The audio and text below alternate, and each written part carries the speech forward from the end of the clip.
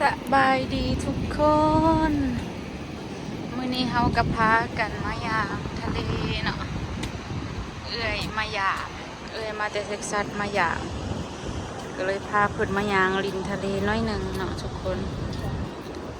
เห็นปะทะเลบนคืนทะเลอากาศนี่คนน้อย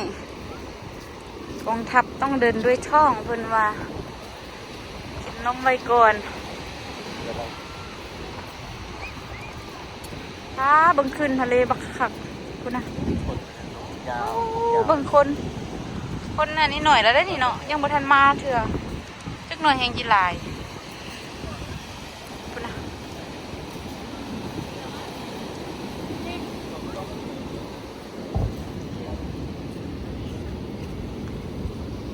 ชีส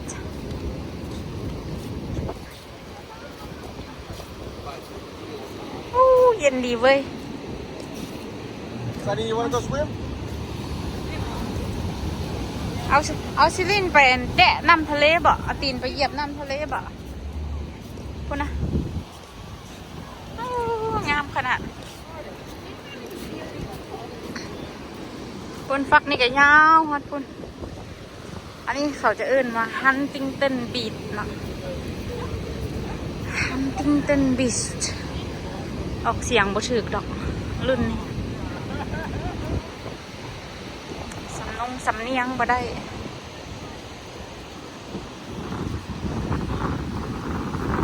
สวยงามตามท้องเรื่อง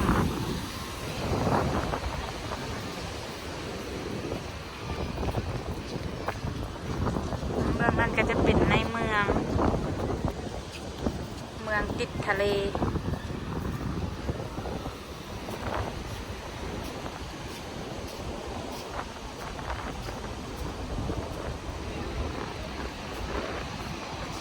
เมื่อคืนมันมาคักโอ้ไปอาบน้ำไปอาบก็จะเย็นคักเนาะอยากเอาตีนสลินไปจุ่มน้ำ เป็นรอยมันเป็นอันตรายได้หรือ ไอ้น้อนี่ไปเจ๊บอนันมันน้ำฮอดทันซื่อๆนะเอาตีนมันไปเหยียบทรายบนน้ำเปียกนะเดี๋ยวน้ำก็มีเขามีบนอาบน้ำอย่างนี้นี่คนเขาเซิร์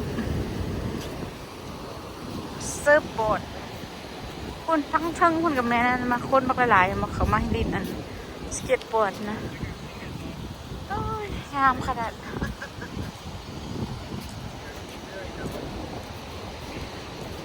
เกิดมันดูสุนามีมาเนี่ย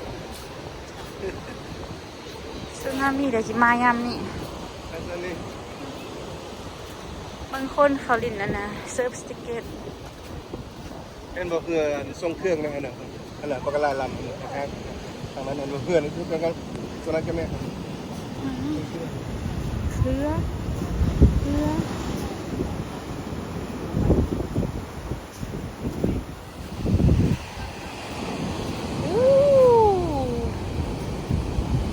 คักเลยคุณเบิ่งเขานะดินนะสเก็ตบอร์ดนะ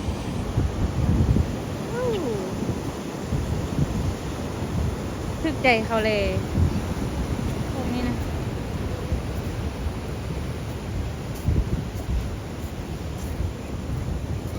คุณ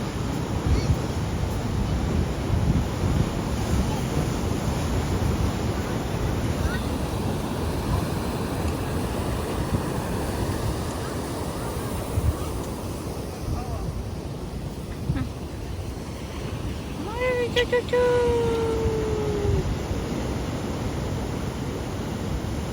มาย่างเบิ่งเขาลินสเก็ตบอร์ด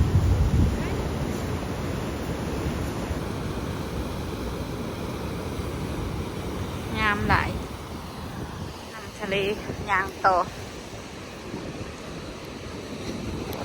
คนบ่ค่อยหลายมื้อนี้นะ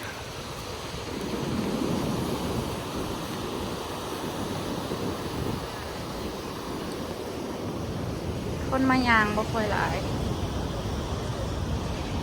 นี่พวกสเก็ตบอร์ดนี่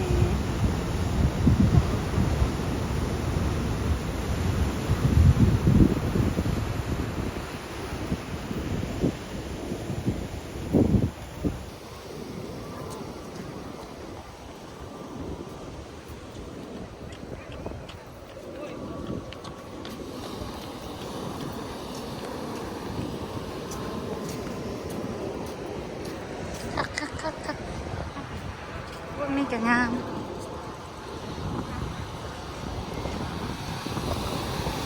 มาแล้วฟังแต่เสียง my god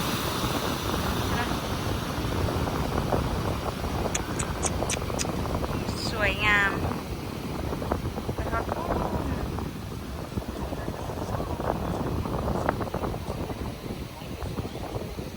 หักเลยอยู่ใกล้นี่อากาศดีขนาดนี้นะ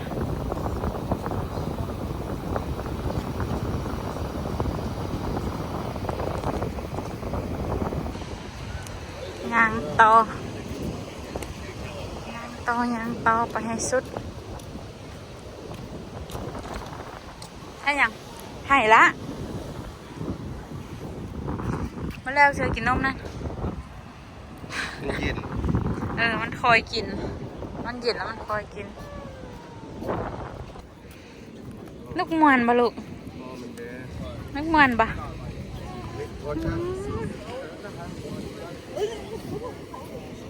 ยางนินทะเนวะหนู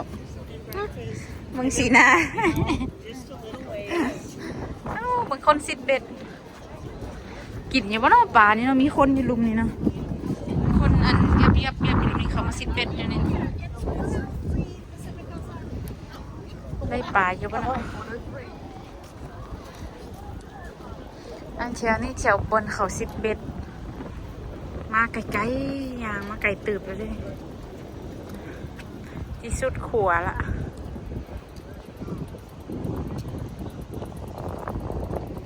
คนยางมาแต่พูนไกลตืบ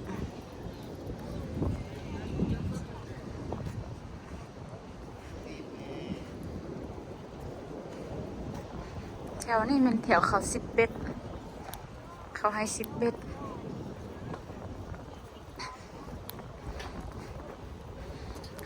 เขามา10 เบ็ดอยู่แถวนี้ต้องได้ไปเอาลายเส้นก่อนวะเอา10 เบ็ดก็ต้องไปเอาลายเส้นมา10มันยืนอยู่นี่ต้องไปลายเส้นหรือไปอะไรล่ะจะมา10 สุ่ม 4 สุ่ม 5บ่ได้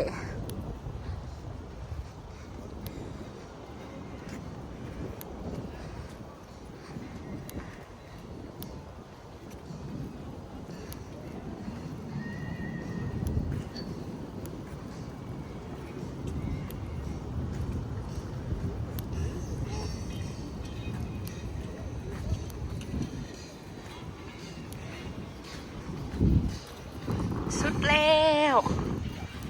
ยังมาสุดแล้วคนมักช้างคนอันนั้นเป็นเมือง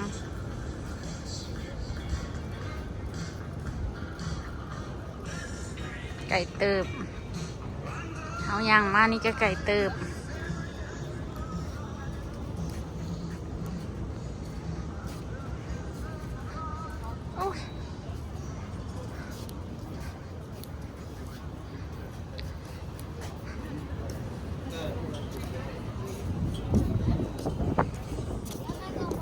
ปานว่าจีฮ้อนปานว่าจีเย็นมันสั่นฮ้อนเยอะแถวนี้มีแต่คน10 เบ็ดบ่มีบ่อนว่างให้ชายหูบดอกบนไหนเขากระจอง10 เบ็ดหมด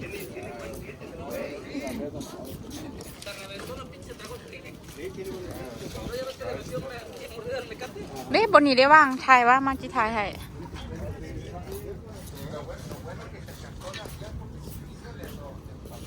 ห้านอาหารอยู่ในหันจะเป็นห้านอาหาร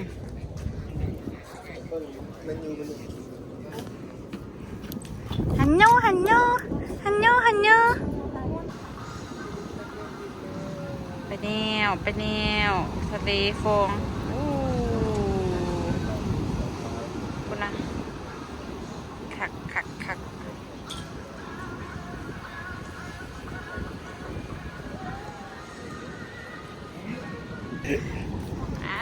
ตอนนี้เราไปย่างกลับแล้วนะย่างกลับไปทางมันพุ่นแล้ว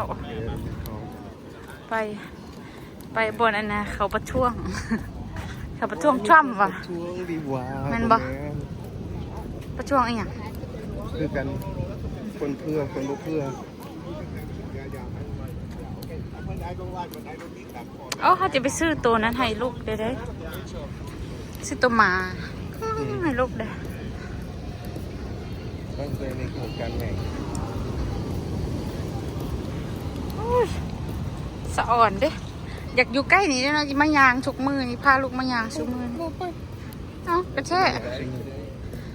เอ้ามือได้ทันมือทันกับพาลูกมา ในห้องน้ บ่กล้าเข้า ำไปมื้อนึงก็สิยุ่งยากมันเข้าประท้วงตีกันอยู่นี่ ไม่ตีกันอย่างอยู่นี่ ห้องนั้นเอียงนิดด้วย อู้พูดนะ my god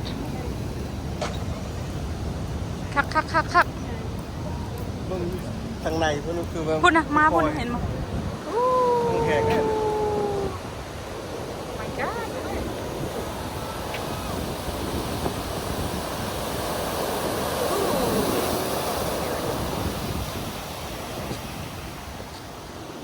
ขึ้นทะเลงามหลายงามหลายงามหลาย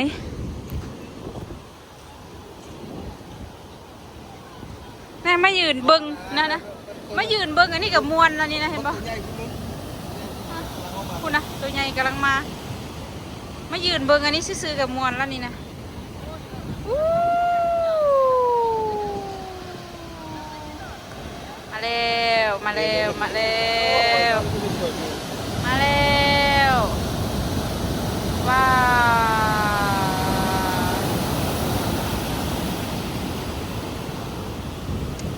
มาเต็มแล้วมาเต็มแล้ว ก็คิดพุ่นคันสึนามิใหญ่ ป้าที่เขาฟังเสียงนะ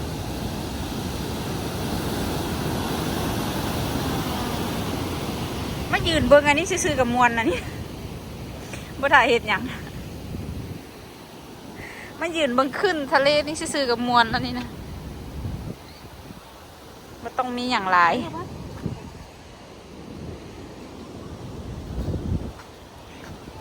เอ๊ะมาเต็มละมาหลายเนาะช่วงนี้เนาะเมื่อกี้นี่บ่มา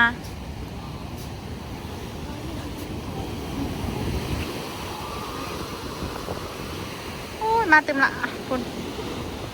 ช่วงนี้มาดุคุณนะ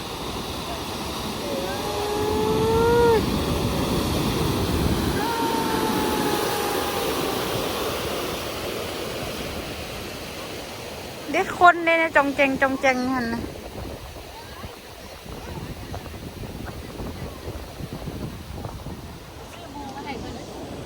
ซื้อหมาน้อยมาโปะหมาน้อยไปซื้อหมาน้อยมาโปะให้หมาน้อย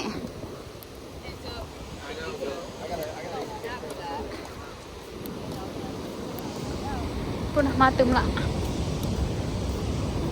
แห้งใช่แห้งว่ะ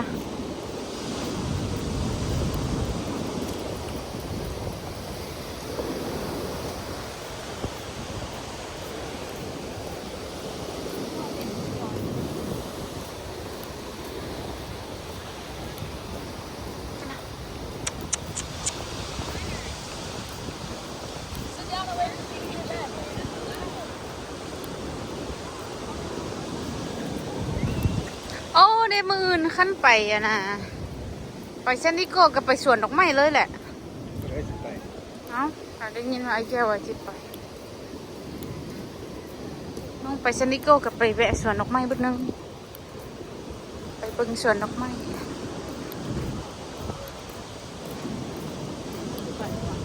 มาพูดเด้กะว่าละว่าได้ยินละว่าเด้อันนี้หอควบคุมสถานการณ์มีรถไว้เตรียมพร้อมเบิ่งว่ามีสลอกสลามมาบ่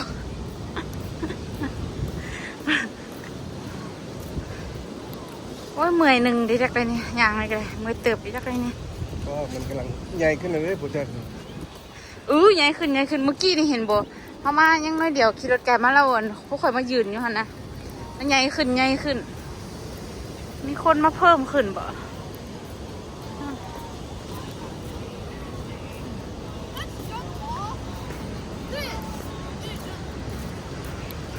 จะเล่นใหญ่เต็มน้อยหนึ่งกันแล้วค่อยจะเล่นพามาจะเล่นมาเล่น ฝากคุณเจ๋อฝากพี่เจ๋อ yes นะ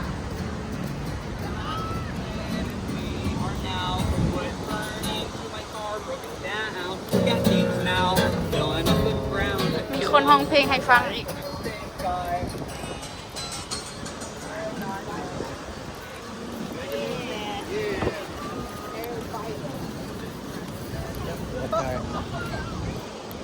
อัตมาให้ลูก โอ้ยากนี่ก็เจ็บขาโคตรขาด ไก่เติบแล้วเนาะไปกระดายางไปกระดา ส่ ย งใหม่ พ่อไปฮอดสมอก ลับไปกลับมา อืม เอ๊ะเก็บ โอ๊ยตกใจก็เดี๋ยวว่าเกือบคอย เอาไว้นี่ก็ มันเตะตุ่มๆแล้วมันตกมาเนี่ย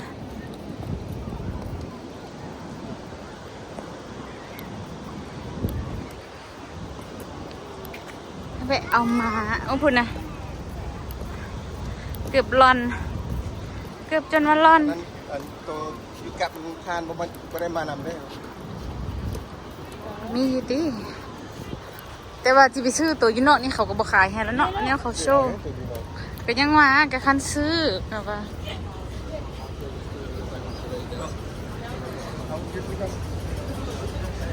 เอาตัวมา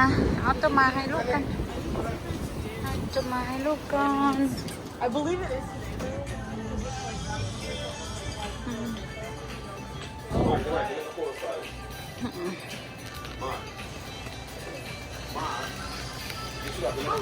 จะมาให้ลูก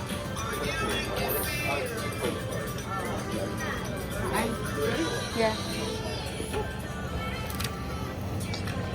จะมาให้ลูกกัน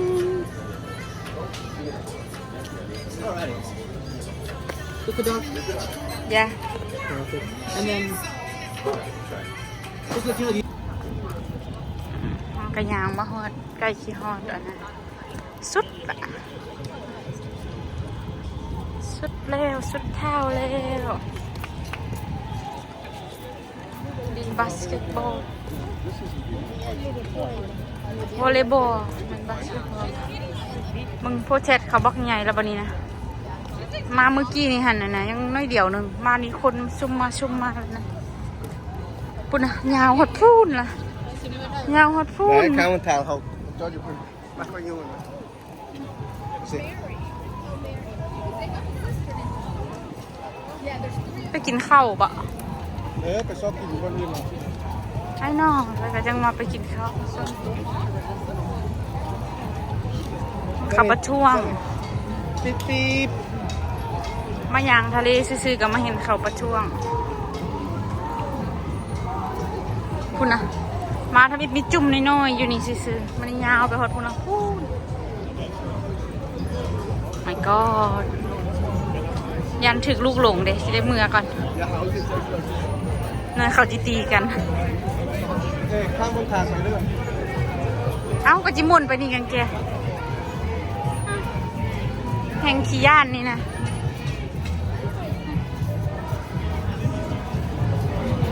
ข้ามหนทางมาซะเอาให้ได้จิมุนมานี่ You guys are on the wrong side of history. เอาให้ได้มาหมุนนี่ Be ashamed of yourself. You're all a disgrace. You don't belong here in Huntington Beach. You should have your own Trump ไป country. ไปซะนี่ That's not America. Then you can change all the constitutions you want. โอ้บนข้าม มันเป็นบนข้ามหนทาง โอ้ยมาหมุนอยู่นี่กันแกโห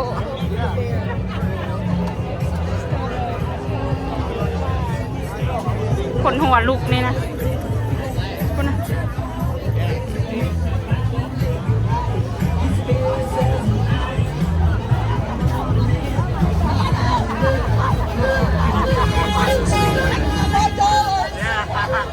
อย่าได้มาอยู่นี่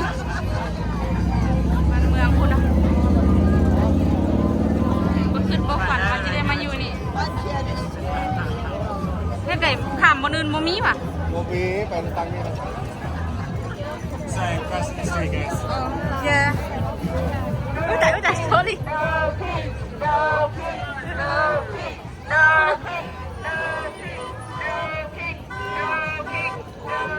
God.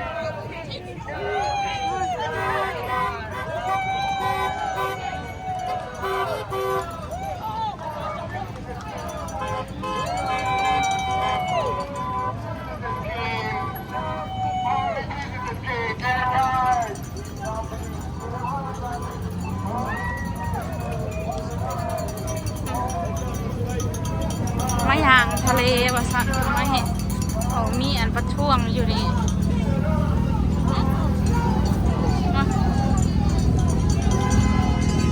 กาดคนหัวลุกขนาดมุนเข้าไปเมื่อกี้นี่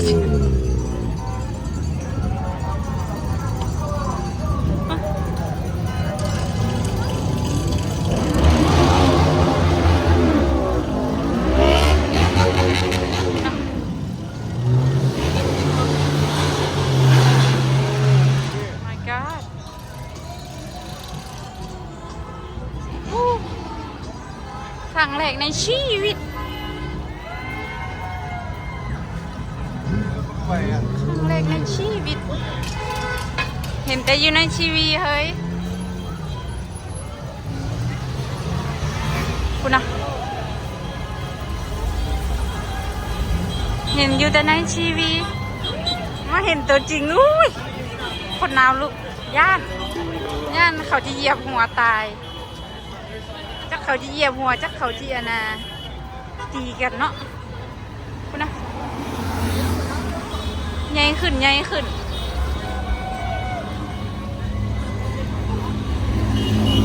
นะ นี่มันแลนมาแล้วก็อัน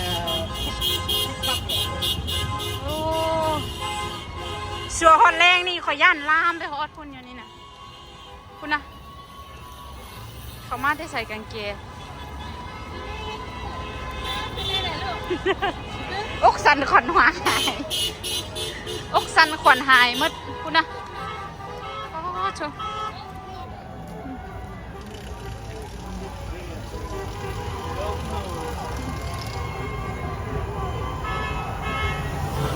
กาด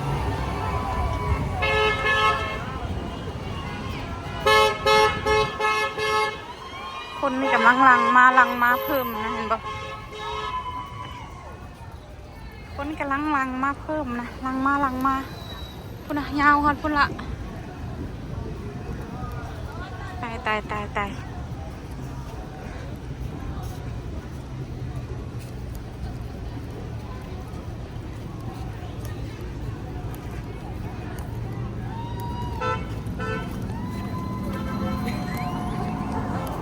พุ่นนะจากเด็กหน่อยผู้ใหญ่มามืดนะน้ำเบิดขอบเบิดครัวอะพุ่น